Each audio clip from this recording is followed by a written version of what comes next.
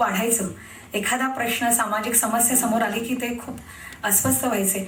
मला असं वाटतं एखाद्या सामान्य माणसाचं ज्यावेळेला ब्लड प्रेशर वाढतं त्यावेळेला संजय केळकरांसारखे जर आमदार असतील तर डॉक्टरांसारखं ते सगळ्यांचं प्रेशर छान नॉर्मल करतील आणि मला असं वाटतं सगळ्यांचे प्रश्न चुटकीसरशी सुटतील असा विश्वास वाटतो आणि म्हणूनच आज ते अतिशय नॉर्मल आहेत.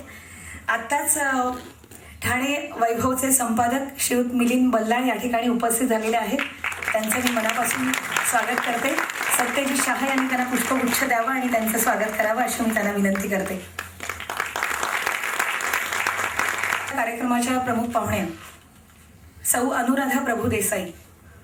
कुसुमाग्रजांच्या शब्दात सांगायचं तर अनाम वीरा जिथे जाहला तुझा जीवनांत, स्तंभ तिथे ना कुणी बांधला पेटली न वात, असं लिहिणारे मानवतेचे ते कवी आणि देशासाठी प्राणाचं बलिदान करणाऱ्या वीर जवानांसाठी त्यांच्या असीम कार्याची वात धगधगती ठेवण्याचं अद्वितीय कार्य करणाऱ्या अनुराधा प्रभुदेसाई आज आपल्यामध्ये उपस्थित आहेत.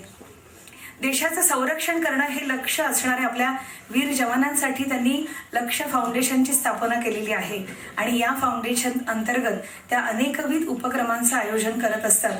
सैनिकांच्या असीम त्याग आणि शौर्याची माहिती त्या सर्वांपर्यंत पोहोचवण्याचं त्यांचं जे कार्य चालू आहे या सगळ्यांसाठी आम्ही सगळ्यांच्या वतीने त्यांना मानाचा सलाम करतो आणि त्यांनी या ठिकाणी यावं आणि आपलं मनोगत व्यक्त करावं. सत्यजित शाह यांनी कवितेमध्ये त्यांच्या नावाचा यथोचित गौरव केलेला आहे, त्यामुळे त्यांच्या बोलण्यातून आपल्याला आणखीन कळेल.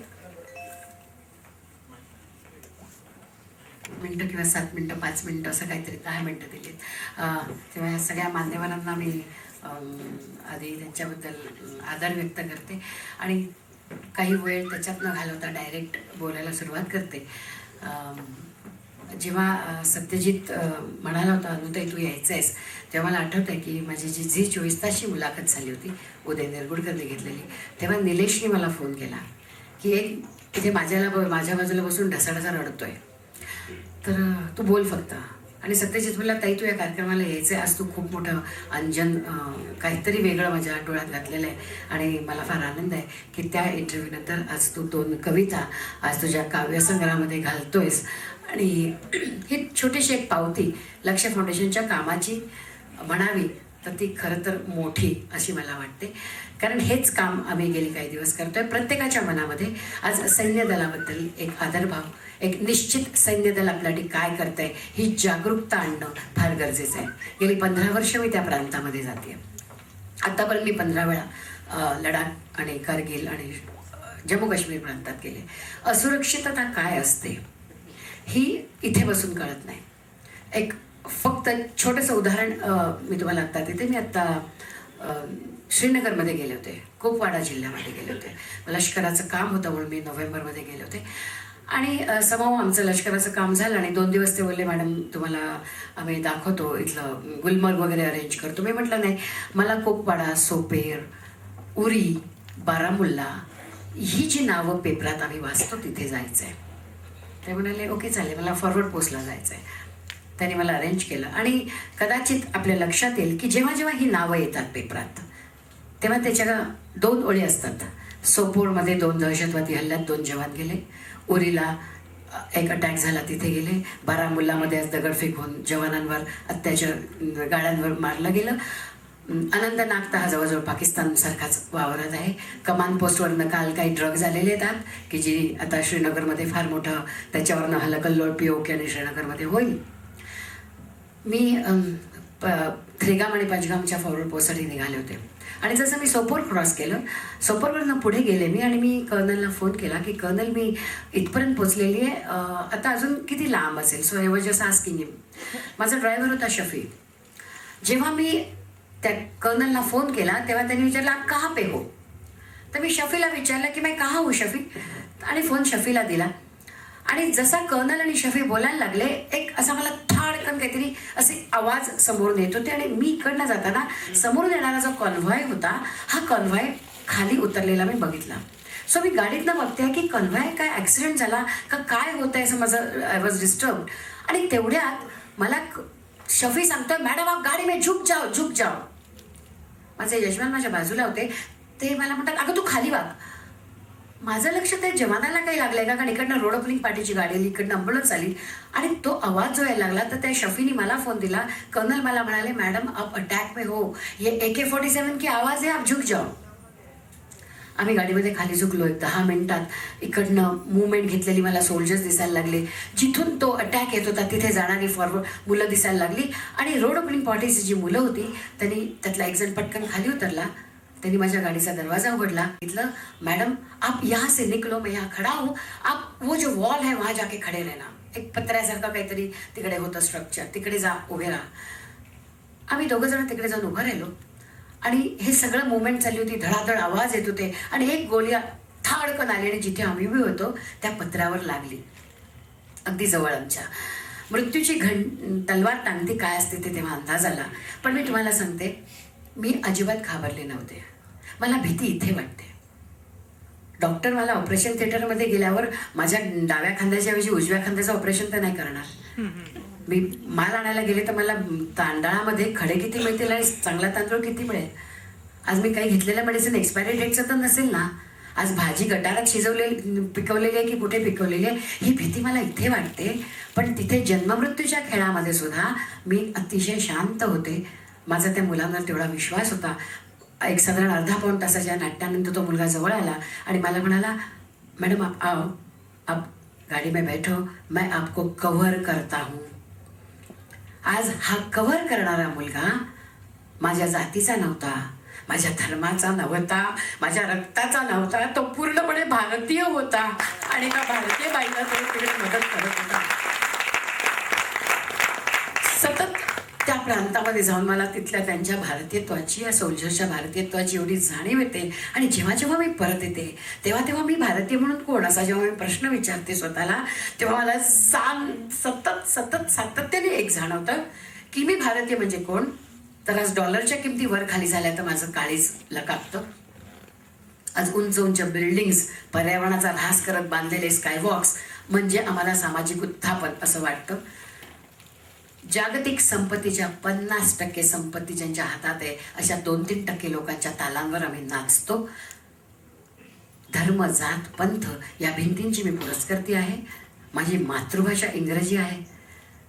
मला भारतीय संविधानात मिळालेल्या संपूर्ण स्वातंत्र्याचा मी पुरेपूर उपभोग घेते, जे स्वैराचाराकडे झुकलेले ते. आणि भ्रष्टाचाराच्या दलदलीत मीही माझी पोळी भाजून घेते. तिथे माझी कुठलीही शुचिता कधीही आड येत नाही. आणि जर आमच्या 10वीच्या पुस्तकामध्ये भारताचा मॅप छापताना अरुणाचल प्रदेश छापला गेला नाही, अरुणाचल प्रदेश वगळून तो जर मॅप प्रसिद्ध होतो, पुस्तकात छापला जातो, तरीही मला काहीही त्याचं वाटत नाही, खंतही वाटत नाही. कारण राष्ट्र, राष्ट्रनिष्ठा, धर्म, राष्ट्रधर्म हे मी कोणाच्या तरी ओंजळीत टाकून दिलेले शब्द आहेत आणि मला फारसा त्याच्यात विचार करायला वेळ नाही. मी फार लहान आहे पण मेरा भारत महान है. जर ही व्याख्या आम्हा भारतीयांची झाली तर जी आई आज तिच्या मुलाला तिकडे उभं करते, जो मुलगा तिच्या रेंजमध्ये नसतो, जो मुलगा तिला 2-2 महिने तिला भेटत नाही, तिला कदाचित त्या फोनवरही तो सापडत नसतो, आउट ऑफ रेंज असतो, कुठेतरी -56 किंवा +56 डिग्रीजमध्ये असतो. आज जेव्हा मी कमांड पोस्टला गेले, कमांड पोस्टच्या जेव्हा मी POK मधनं 4 किलोमीटर मी गेले, तेव्हा आपला उरुस हा भारताचा संपता आणि POK सुरू होतं. तिथे कधीही कुठूनही अटॅक येतात, त्या मुलांना तिथे मारलं जातं हल्ल्यान करून. जेव्हा एखादा कॉन्व्हॉय जातो तेव्हा तिथले लोक त्यांना सरेंडर करून त्यांच्यावरती अटॅक केले जातात. आणि अशा वेळेला आमचं सैन्य दल स्वतःच्या हातामध्ये बळ आहे, सगळं काही त्यांना माहिती आहे, पण तरीही त्यांच्या स्वातंत्र्यावर जेव्हा गदा ठेवून ते तिथे उभे राहतात ऑर्डर्स येईपर्यंत, आणि जेव्हा आम्ही बेसुमार स्वातंत्र्य इथे वाटेल तशा रीतीने वापरतो, तेव्हा असं वाटतं ह्या सैन्य दलाला आज खरंच तिथे त्यांनी जे केलेला त्याग आहे त्याला आम्ही लायक आहोत का. अशी 20, 22, 23 वर्षाची मुलं जोश के साथ होश भी सांभाळत असतात. आणि मग जे 1947 ते आत्तापर्यंत आमच्या देशाला स्वातंत्र्य प्राप्तीपासून ते आत्तापर्यंत ज्यांनी हौतात्म्य केलं, आणि आज जी सर्विंग मुलं तिकडे आहेत, ह्या सगळ्यांच्या पेरेंट्सना आम्ही काय उत्तर द्यायचं. कारण पेरेंट्स आमच्या जवळ आहेत, ती मुलं ताठ आहेत, त्यांना गरजही नाही आहे. आमची सिंपती हा शब्द त्यांच्या बाबतीत नाही. ते प्रचंड प्राऊडली तिथे उभे आहेत, पण त्यांची काही जबाबदारी, त्यांचं काही उत्तरदायित्व आमचं आहे की नाही हा एक मोठा प्रश्न आहे. मी जेव्हा जेव्हा सैन्य दलाबद्दल बोलते जेव्हा जेव्हा त्यांच्याबद्दल सगळ्या आमचं लक्ष फाउंडेशनच्या धरून आम्ही सिटी प्रेझेंट, मी आत्ताच विशाखापट्टणमला जाऊन आले. मला एकाने सांगितलं परवा उरीला की मॅडम साऊथला जावं, तिथे तर काहीच कल्पना नाही आहे. कारण एक साऊथचा मुलगा करगिलला जेव्हा युद्ध होतं तो मेजर म्हणला की he was ready, he went for the ticket, तिकडे गेला. कारण ते लोक विमानाने नाही जात ना, ते सेकंड क्लासच्या डब्यातनं जातात. तर तेव्हा तो जेव्हा गेला तेव्हा तिथल्या TCनी त्याच्याकडे 500 रुपये मागितले तिकीट द्यायला. तेव्हा तो म्हटला की मी कारगिलला जातोय. He said so what. तो बोला मुझे ड्यूटी बोला है, मुझे जाना है. तो क्या हुआ? साहब मैं मरने के लिए जा रहा हूँ. तेव्हा त्यांनी 500तले 200 कमी करून 300 रुपये देऊन त्याला तिकीट दिलं. आज आम्ही जर भारताच्या ही वृत्ती बरीचशी आपल्या महाराष्ट्रापासून खालपर्यंत आहे, कारण आम्ही व्यवस्थित सुस्थितीत आहोत. आम्हाला फारसा कधी त्रास होत नाही. जे माझ्या बॉर्डरची मुलांना सतत तिथल्या 10 वर्षाच्या मुलाला AK-47 कळते, कारण असुरक्षितता काय आहे ती त्यांना माहिती आहे. पण माझा जर भारत देश हा अख्खा अखंड 37 कप्प्यांचा 28+6 29+6 कप्प्यांचा आहे, तर तो पहिला कप्पा पण माझाच आहे. ते माझं घर आहे, मी खाली राहते आणि माझ्या मागे फारसा काही व्याप नाही, तर ते चालणार नाही. मला त्या वरच्या सगळ्या कप्प्यांची काळजी घेतली पाहिजे, कारण हा माझा भारत आहे. हे जोपर्यंत आम्हाला जाणवणार नाही तोपर्यंत स्वातंत्र्यवीर सावरकर म्हणतात, तुला जसे प्रश्न पडतात स्वातंत्र्यवीर सावरकर म्हणतात उत्तरं सापडत नाहीत तर प्रश्नचिन्ह व्हा. आज हा मुलगा प्रश्नचिन्ह लावून उत्तरं नेटाने लावतोय. माझी प्रश्नचिन्ह संपतच नाही आहेत. मला सदैव असं वाटतं की आम्ही फक्त गुणाकार आणि बेरजेची गणितं करणारी आमच्यासारखी सामान्य माणसं कोणीतरी त्याच्या आयुष्यात वजाबाकीची गणितं सोडवतोय याचा विचार करणार आहोत की नाही. आज काळकाम वेगाच्या गणितांच्या मागे आम्ही जे संपूर्ण या भौतिक सुखांच्या मागे लागलेलो आहोत, तेव्हा आज कदाचित सबमरीनमध्ये बसलेला जो मुलगा आहे 38, काल मी विशाखापट्टणमच्या सबमरीनमध्ये जाऊन आले. त्या सबमरीनमध्ये जायला फक्त 1-2 फुटी व्यास आहे. त्या पायऱ्या उतरून ही मुलं एकदा खाली गेली की ते 200 मीटर पाण्यात असतात. त्यांना बाहेरचं काही दिसत नाही. 38 दिवस ते दाढी करत नाहीत, अंघोळ करत नाहीत आणि फक्त गस्त घालतायत पाण्याच्या खालून आमची देशाची सुरक्षा करायला. हे आम्हाला कळणार आहे की नाही? सियाचन ग्लेशियरवरती -56 डिग्रीजमध्ये जाणारी मुलं जेव्हा खाली येतात तेव्हा त्यांचं 20-20 किलो वजन कमी होतं. आम्हाला ऐश्वर्या रायचं वजन कमी झालं आणि जास्त झालं तर काळजी वाटते. आम्हाला परमवीर चक्र विजेता म्हटलं तर कोण माहिती नाही, पण आम्हाला फिल्मफेअर अवॉर्ड माहिती आहेत. हा सगळा दैवदुर्विलास आहे. अर्थात हे गेले 10-15 वर्ष माणसाचं मनच कुठेतरी गेलेलं आहे. मला कळत नाही, दुसऱ्यासारखं मन जाणून गेला आपलं मन, पण माणसाचं असायला हवं. ही माणसं कुठे गेली? मानसा कधी वशील रे तू माणूस, असं म्हणणारी बहिणाबाई सातत्याने गेली 10-15 वर्ष. मला कोण गिधाडं दिसत आहेत, कुठे कोल्हे दिसत आहेत, कुठे उंदीर दिसत आहेत, कुठे ससे दिसत आहेत. आणि ह्या सगळ्या गदारोळात माणूस जर हरवला तर आज आमची जी मुलं त्यांचे 4 Ds आहेत, डिसिप्लिन, डेडिकेशन, डिव्होशन, डिटर्मिनेशन, ह्या 4 Dsवर उभी असलेली ही मुलं आणि सैनिक जे उभे राहतात ते भारताचं स्वातंत्र्य बाधित ठेवायला, या भारताचं सार्वभौमत्व ठेवायला, सीमेचं पावित्र्य ठेवायला आणि पलटन की इज्जतसाठी जे आपले जानसुद्धा कुर्बान करतात, तेव्हा असं वाटतं की जीवन कसं आणि किती जगावं, त्यापेक्षा देशासाठी कसं झुगारावं हे सांगणाऱ्या सैन्य दलाला त्रिवार सलाम करावा आणि काहीतरी त्यांच्याकडनं शिकावं. गेली 10-12 वर्ष काही ना काहीतरी त्यांच्याकडनं शिकत आले.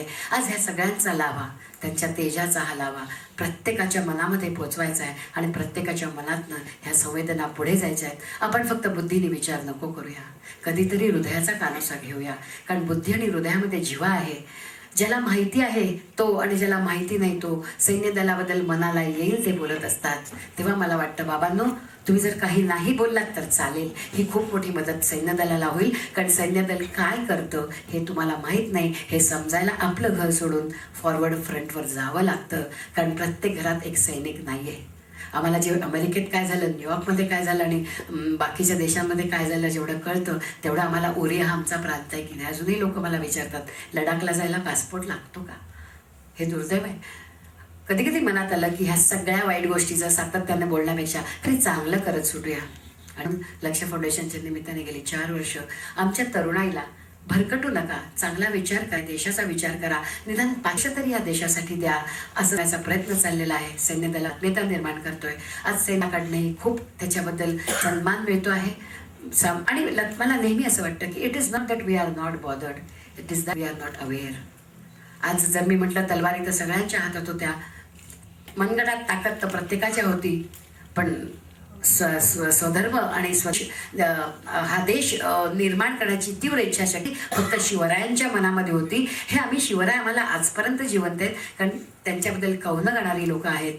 आज मी या कारगिल युद्धांच्याबद्दलच बोलते. आधीच्या लोकांबद्दल बोलायला वेळ नसतो, पण ही त्यांची कौनं गाण्यासाठी त्यांचे भाट होऊन मी आपल्यासमोर उभी आहे. Please love our soldiers. Basically let us love our country. आणि आमचे जे सैन्य दल आहे, या सर्व आर्मी, नेव्ही, एअरफोर्स या सैन्य दलाबद्दल आपल्या मनात एकापणे सगळेजण जाण निर्माण करूया. आणि त्यांचे जे पेरेंट्स असतात, त्यांच्या घरात दिवाळी दसरा होत नाही. ती मुलं येतात तेव्हा दिवाळी असते, फार कमी वेळा ती मुलं इथे येतात. त्या सगळ्या पेरेंट्सना आपण एक एहसास तर देऊया की yes, we are proud of you and we are proud of our soldiers.